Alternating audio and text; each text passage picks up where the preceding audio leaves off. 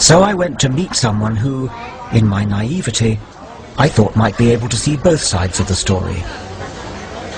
Yusuf al-Khattab used to be called Joseph Cohen, born and brought up as a secular Jew in New York.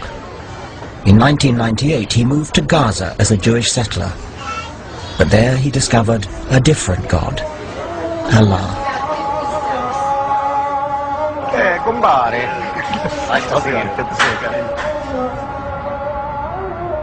What I noticed coming to this center of world religions, what a lot of hatred religion fosters. I mean, I'm an atheist and I'm rather gentle. I don't hate people, but it seems to me that I'm hearing hate on all sides, and it seems to me all to do with religion. I hate atheists because atheists don't care if somebody fornicates in the middle of the street. They don't care if their women go bouncing around on TV topless. It makes no difference to them. They don't believe in anything. If you don't believe in a set rule, and you believe that a constitution can change, and you can amend the rules as they go along, and you don't believe in God's rule, then what law do you have? You just have man-made laws.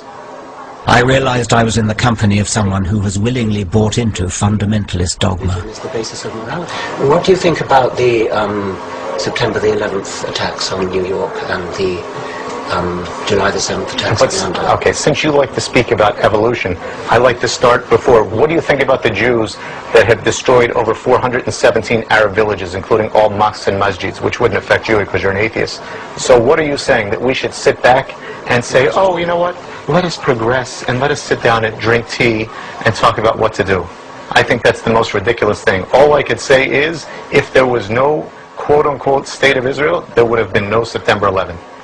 But if we've all got to live together, it's not going to be helped if there are people of very, very strong faith who simply know they're right and are not amenable to argument, because there's somebody out there who's just as faithful as you and has his faith just as strong as yours, which is opposite to yours. You see, the problem is, Richard, I think that you have fear. You know that this party of occupying Muslim lands and polluting society with these evil ideas that are around, it's not going to last forever. There will always be the soldiers of Allah there to give the response to this. So we also want the same thing.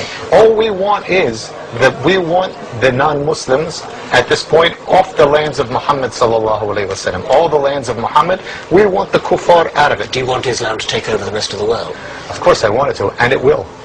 So my advice is to clean up your show at home, take your forces off our lands, correct yourselves, fix your society, all right? Fix your women. Fix your women, that's not my business, that's my women's business. It is your business. It is your business. When you take the women and dress them like whores on the street. I don't dress women, they dress themselves. But you allow it as a norm to let the women go on the street dressed like...